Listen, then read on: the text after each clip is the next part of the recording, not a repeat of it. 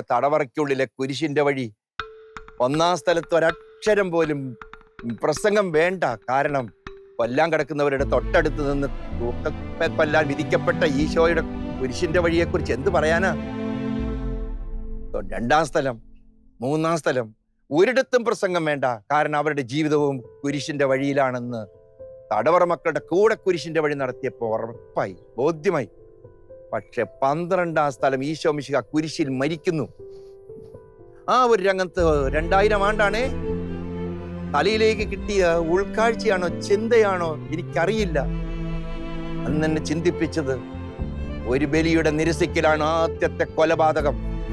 ആബേൽ കായേൽ ബന്ധം മുറിഞ്ഞപ്പം കൂടപ്പറപ്പിന്റെ ചോര അവിടെ പതഞ്ഞൊഴുകിയപ്പോ രണ്ടാമത്തെ ബലിക്കല്ല് കൂട്ടിയ നസ്രായനായ യേശുവിന്റെ ചോരയുടെ കൂടെ കൂടി ഒഴുകാനുള്ള ഭാഗ്യം കിട്ടിയത് ആരുടെ ചോരയ്ക്കാ?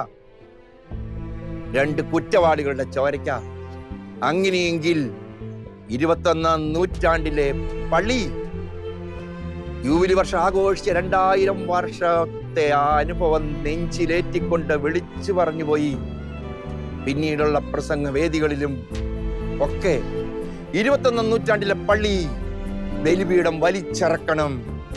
എവിടേക്കാ? നട്ടല്ലൊടിഞ്ഞ ജീവിതങ്ങളിലേക്കാ. മദ്യത്തിനും മയക്കുമരുന്നിനും MDMAക്കും അടിമപ്പെട്ട് ജീവിതം തീർന്ന് തകർന്ന ജീവിതങ്ങളുടെ ഇടയിലേക്ക് ബലിപീഠം വലിച്ചിറക്കണമെന്നുള്ള ഒരു ഉൾക്കാഴ്ച കിട്ടിയതാണ് 2000 ആണ്ടിലെ പെസഹായും ദുഃഖവെള്ളി ആചരണവും.